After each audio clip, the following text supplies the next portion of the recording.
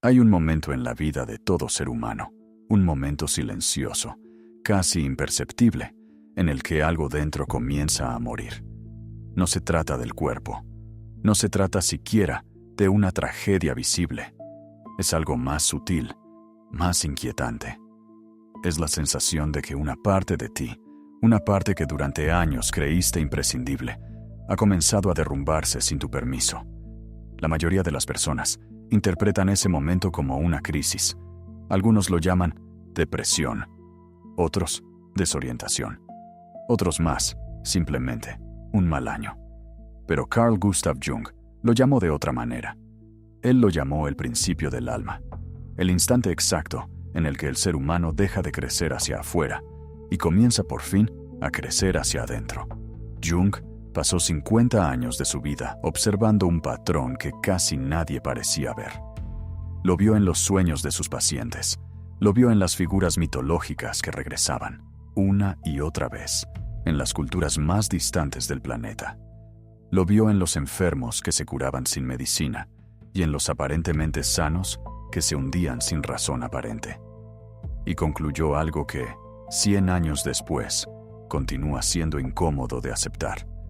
Para elevarte, primero debes morir. No físicamente, sino simbólicamente. Debes dejar ir 5 cosas, 5 estructuras internas que has protegido durante toda tu vida, creyendo que eran tu identidad, cuando en realidad eran tu cárcel. Y hasta que esas 5 cosas no mueran dentro de ti, toda búsqueda espiritual, toda técnica de meditación, toda promesa de frecuencias superiores, seguirá siendo una ilusión elegante, un disfraz nuevo encima del mismo ser asustado. Esta es la razón por la que tanta gente se siente atrapada, incluso cuando hace todo lo que los libros recomiendan. No están estancados porque les falte algo, están estancados porque les sobra algo. Y ese algo debe morir. Lo primero que debe morir es la máscara. Jung utilizó una palabra precisa para describirla: persona. En el teatro griego antiguo, la persona era la careta que los actores sostenían frente al rostro para representar un personaje. Con el tiempo, esa palabra fue heredada por la psicología profunda para nombrar algo mucho más trágico: la cara con la que enfrentamos al mundo, convencidos de que somos esa cara. Desde la infancia, aprendemos a complacer. Aprendemos qué expresiones reciben afecto y cuáles reciben castigo. Aprendemos qué opiniones nos hacen encajar y cuáles nos dejan afuera. Y, poco a poco, construimos una versión de nosotros mismos que no somos nosotros, sino lo que creemos que los demás necesitan que seamos. La máscara no es mala en sí misma. Al principio, es necesaria. Es lo que le permite al niño sobrevivir en un entorno que no siempre lo recibe con ternura. Pero algo ocurre con los años. La máscara se pega a la piel y llega un momento en el que ya no puedes distinguir dónde termina tu rostro real y dónde comienza el personaje que has estado interpretando. Jung decía que el ser humano promedio no vive su vida, sino la biografía que otros escribieron para él. La vida que sus padres soñaron, la vida que la escuela premió, la vida que la cultura aplaudió. Y entonces pasa los años persiguiendo metas que nunca eligió, construyendo una casa en un terreno que no le pertenece, sintiendo, aunque casi nunca lo admita, que su vida está sucediendo a un lado de él, no dentro de él. Por eso el primer paso de toda elevación espiritual auténtica es doloroso. No es añadir virtudes, es arrancar la careta. Es permitirte preguntarte, por primera vez en décadas, ¿qué pensarías si nadie estuviera mirando? ¿Qué dirías si no tuvieras nada que defender? ¿Qué harías con tu tiempo si el aplauso ajeno dejara de existir mañana? Cuando la máscara empieza a agrietarse, la mayoría entra en pánico, porque detrás de la máscara hay un vacío, un silencio incómodo, un no saber quién se es. Y ese vacío parece, al principio, una amenaza. Pero Jung sostenía lo contrario. Ese vacío no es la muerte del ser.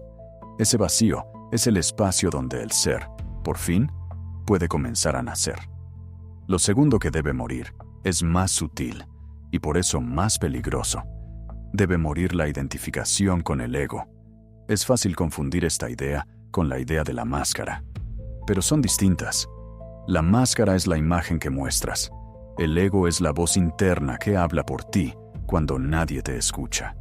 Es ese narrador permanente que te dice que tienes razón, que el otro está equivocado, que mereces más, que has sido tratado injustamente, que tu historia es excepcional.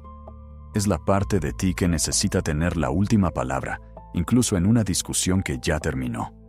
El ego no es un enemigo. Jung fue muy claro en esto. El ego es una estructura necesaria. Sin él, no podrías distinguir entre tu persona y los demás. No podrías tomar decisiones. No podrías existir como individuo. El problema no es tener ego. El problema es creer que tú eres tu ego. Creer que esa voz constante, defensiva, comparadora, ofendida, es tu esencia más profunda. Cuando el ser humano se identifica completamente con el ego, vive en un estado perpetuo de lucha. Todo se convierte en una batalla por la superioridad, aunque el campo de batalla sea invisible. Una conversación es una competencia. Un elogio ajeno es una ofensa disfrazada. Un éxito de otro es una pérdida propia.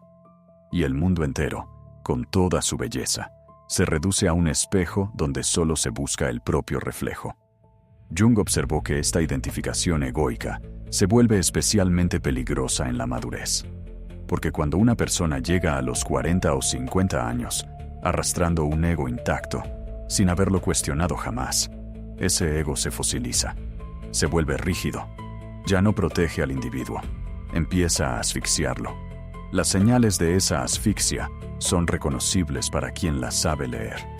La incapacidad de pedir perdón, la dificultad crónica para cambiar de opinión, la necesidad urgente de que otros validen cada decisión, la manera en que cualquier crítica se experimenta como un ataque mortal. Todo eso no es fortaleza. Es un ego que teme desaparecer y que por miedo a desaparecer se vuelve cada vez más ruidoso.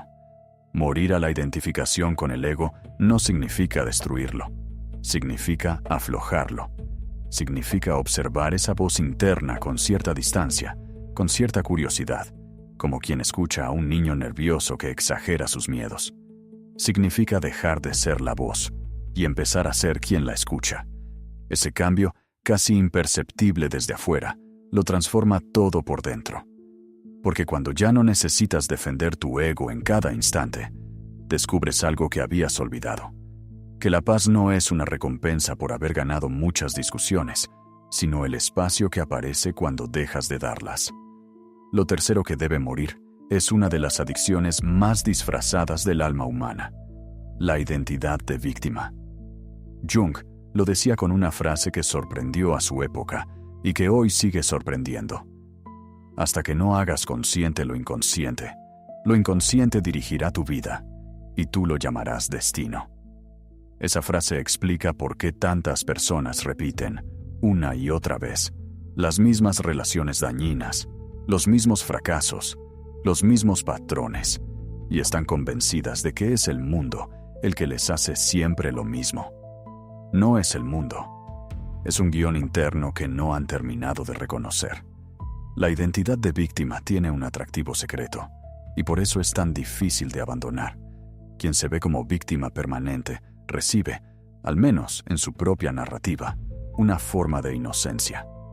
No necesita responsabilizarse, no necesita actuar, no necesita asumir el peso de sus decisiones. Puede explicar cualquier dolor señalando hacia afuera: los padres, la pareja, el jefe, el país, la suerte, el momento histórico. Y aquí aparece uno de los descubrimientos más profundos del pensamiento junguiano. Todo lo que no puedes reconocer en ti mismo, lo proyectas en los otros. Todo lo que odias ferozmente en los demás, muchas veces, es el espejo deformado de algo que llevas dentro y no te atreves a mirar. La persona que más te irrita, en cierto sentido, te está enseñando algo sobre ti que tu conciencia aún no está lista para aceptar. La identidad de víctima vive de esa proyección. Llena el mundo de culpables, porque hacerlo es menos doloroso que abrir una sola puerta interna. Pero ese alivio es falso, porque cuanto más acusas al exterior, más débil te vuelves por dentro. Cada proyección que lanzas hacia afuera te quita un gramo de poder hacia adentro. Jung comprendió algo revolucionario. La madurez psicológica empieza el día en que una persona deja de preguntarse qué le hicieron y comienza a preguntarse qué va a hacer ella con lo que ocurrió. No se trata de negar el dolor, no se trata de minimizar las heridas, se trata de dejar de convertir el dolor en identidad, de dejar de usar las heridas como pasaporte para no crecer. Mientras la identidad de víctima respire dentro de ti, ninguna frecuencia superior podrá sostenerse. Porque la elevación exige responsabilidad. Y la responsabilidad no convive con la culpa externa. Son dos habitaciones distintas, y tú solo puedes estar en una a la vez. Lo cuarto que debe morir es algo que casi nadie se atreve a cuestionar. El conjunto de creencias que heredaste sin elegirlas. Piensa por un instante en cuántas de tus convicciones más profundas son realmente tuyas. Tus ideas sobre el dinero, tus ideas sobre el amor, tus ideas sobre lo que significa el éxito, el fracaso, el trabajo, la familia, el tiempo, el cuerpo, Dios. Mira cada una de esas ideas y pregúntate cuándo la elegiste. Probablemente nunca la elegiste. Probablemente la absorbiste, como se absorbe el clima de una casa en la infancia, sin haberlo pedido jamás. Jung descubrió que la mayoría de las personas vive su adultez defendiendo con pasión creencias que jamás examinaron. Defienden la religión de sus padres o la irreligión de sus padres. Defienden la profesión que la cultura les dijo que era digna o despreciaban exactamente la que la cultura les dijo que era indigna. Y lo hacen con una intensidad que las agota, sin darse cuenta de que no están defendiendo una verdad. Están defendiendo una identidad frágil que se construyó sin su permiso. Este es, tal vez, uno de los momentos más silenciosos y más transformadores de toda vida humana.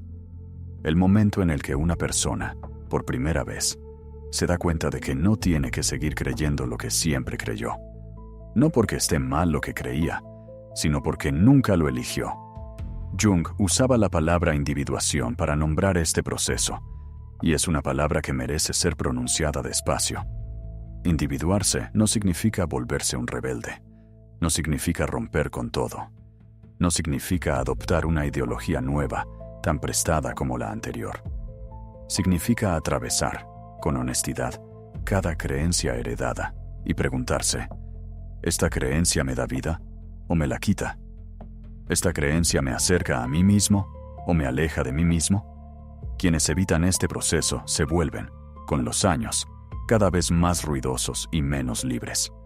Repiten consignas, se escudan en grupos, necesitan enemigos para sentirse definidos. Y, sin embargo, una parte profunda de ellos sabe que están defendiendo una casa que no construyeron y que esa casa, tarde o temprano, se derrumbará. Morir a las creencias heredadas es doloroso porque, al principio, parece que uno se queda sin nada, sin tribu, sin dogma, sin certezas cómodas. Pero Jung observó lo siguiente. Cuando las certezas falsas mueren, aparece por fin un tipo de certeza diferente. Una certeza callada, una certeza sin aplauso, una certeza que no necesita que nadie la confirme, porque nace de adentro. Y esa es la única certeza que nunca se puede perder, porque nunca fue prestada. Lo quinto que debe morir, y quizás lo más difícil, es el apego al viejo yo. Incluso cuando la máscara se ha agrietado, incluso cuando el ego se ha relajado, incluso cuando la identidad de víctima se ha disuelto y las creencias heredadas se han desmoronado, queda todavía una última resistencia. Una resistencia tenue pero tenaz. Es el apego a quien uno fue. El viejo yo no quiere desaparecer. Ha invertido años construyéndose. Tiene recuerdos, amigos, fotografías, hábitos, rutinas, autoimagen. Es una especie de museo privado, donde cada habitación guarda una versión de ti mismo. Y morir al viejo Yo significa entender que ese museo, por más hermoso que sea, ya no es tu casa. Jung observó un fenómeno curioso en sus pacientes más avanzados. Justo cuando estaban a punto de un verdadero salto interior, aparecía una nostalgia profunda, una añoranza del yo anterior, un deseo secreto de volver a ser quien ya no se era. Y esa nostalgia, si no se reconocía, los empujaba hacia atrás. Abandonaban el proceso a un paso de la transformación real, porque es más fácil ser quien ya se conoce, aunque ese alguien haya dejado de encajar en la propia vida, que arriesgarse a ser quien todavía no se ha conocido. El viejo yo es familiar. El nuevo yo es territorio sin mapa. Y el ser humano, por instinto, prefiere la jaula conocida al cielo desconocido. Jung decía que la vida tiene dos mitades y que el error más grande es vivir la segunda con las reglas de la primera. La primera mitad está dedicada a construir, a formar la máscara, a fortalecer el ego, a conseguir, a demostrar, a acumular, a encajar. Pero en algún momento, a veces a los 30, a veces a los 50, a veces demasiado tarde, la vida empieza a pedir otra cosa. Empieza a pedir que sueltes lo que construiste. Y si no lo haces, si sigues acumulando cuando la vida te pide soltar, si sigues demostrando cuando la vida te pide ser, si sigues buscando afuera cuando la vida te pide mirar adentro, entonces lo que llegará no será plenitud. Será una inquietud persistente. Una sensación extraña de que, a pesar de tenerlo todo, algo fundamental falta. Ese algo que falta no es una cosa, es una muerte. La muerte simbólica del yo viejo, para que el yo profundo pueda por fin respirar. Jung lo llamó el encuentro con el sí mismo, y lo describió con una imagen que nunca olvidó. El sí mismo no es algo que construyes, es algo que, al quitar todo lo que no eres, aparece. Está ahí desde siempre. Ha estado esperando en silencio toda tu vida, debajo de la máscara, debajo del ego, debajo de la víctima, debajo de las creencias prestadas, debajo incluso de los recuerdos. Y solo cuando todas esas capas mueren, esa presencia interior emerge como el agua emerge del pozo cuando por fin se retira la piedra. Por eso Jung se atrevió a decir algo que sigue resonando con fuerza después de un siglo. La iluminación no consiste en imaginar figuras de luz, sino en hacer consciente la oscuridad propia. No se eleva quien huye hacia arriba, se eleva quien se atreve a bajar hasta el rincón más oscuro de sí mismo, mirar lo que encuentre ahí y nombrarlo por primera vez. Cuando alguien atraviesa esas 5 muertes, la máscara, la identificación con el ego, la identidad de víctima, las creencias heredadas, el apego al viejo yo, ocurre algo que no se puede fingir. La mirada cambia, la voz cambia. El tiempo se percibe distinto. Los problemas que antes eran insoportables se vuelven comprensibles. Las personas que antes provocaban tormentas internas comienzan a pasar sin dejar huella. Y aparece, casi sin que uno lo note, una paz rara. Una paz que no depende de que todo esté bien afuera. Eso es lo que Jung llamaba frecuencia superior, aunque él casi nunca usó esa palabra. Para él no era una vibración mística, era algo mucho más concreto y mucho más extraordinario. El estado interior de un ser humano que, por primera vez en su vida, ya no está en guerra consigo mismo. Los antiguos tenían razón cuando decían que hay que morir antes de morir. Lo decían los alquimistas, los místicos, los iniciados de todas las tradiciones que Jung estudió durante décadas.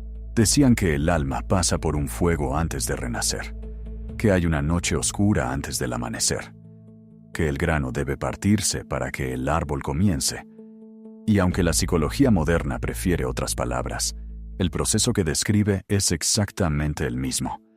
Morir es perder la ilusión de quien creía ser, para ganar la realidad de quien siempre fuiste. Así que, si en algún momento de tu vida sentiste que algo dentro de ti se estaba apagando, que una parte tuya se estaba disolviendo, que una identidad completa se estaba yendo sin pedirte permiso, quizás no estabas derrumbándote. Quizás estabas, por fin, empezando a elevarte. Quizás lo que llamaste crisis era, en realidad, el trabajo silencioso del alma limpiando la casa, porque nadie se eleva hacia una frecuencia superior añadiendo más cosas a su vida. Se eleva dejando morir las 5 cosas que nunca debieron ser él. Y en ese espacio vacío que queda, en ese silencio inmenso donde antes había ruido, aparece, por primera vez y para siempre, la única cosa que no puede morir: tú mismo, sin máscaras, sin personajes, sin prestadas certezas. Tú, tal como siempre fuiste, debajo de todo lo que alguna vez creíste ser. Y esa, según Jung, es la única resurrección real que un ser humano puede vivir mientras todavía respira.